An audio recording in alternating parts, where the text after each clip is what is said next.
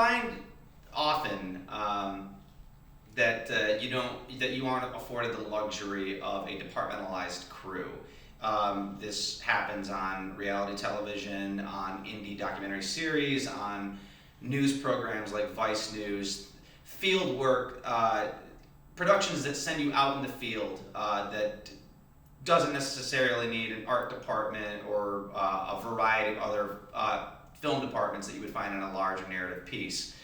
So in some of the shows, television shows that I've worked on, many of the production days required me to be a solo camera operator, meaning I would be covering story beats, B-roll, character developments, things like that by myself. Sometimes without an audio mixer, I would say to any up-and-coming documentarian or person who wants to pursue a career in film and TV, and we'll get into camera department, demand an audio guy. It's the more you pile on duties in a small crew production, you're going to end up sacrificing some of the quality of those duties. That's just the reality. You can be the best there is at doing that, at juggling multiple roles as a camera operator, as a producer, and throwing lavaliers on someone, but you just have to accept that without a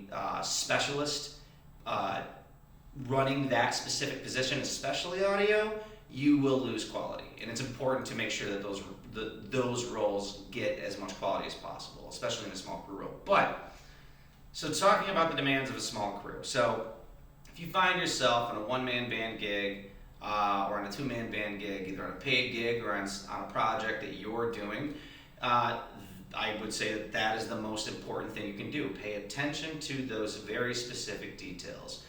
Don't lose sight of executing those duties as professionally and as valued as possible. Make sure that you're throwing lavaliers on someone. Check your levels as often, your audio levels as often as possible. And when you're filming, if you're filming a story, if you're documenting a story, try to maintain certain cinematic elements. Don't just throw your lens out on the wide side of the lens and just follow the story willy-nilly. Get some coverage. Get listening shots of your characters. Get your characters doing an entrance and doing an exit, even if it's shot out of order. If you've covered the entire story, remember to get them there. Get them in the room. Think about the story that you're producing. While you are documenting something realistically, remember that in the end, this is still something that's going to be cut.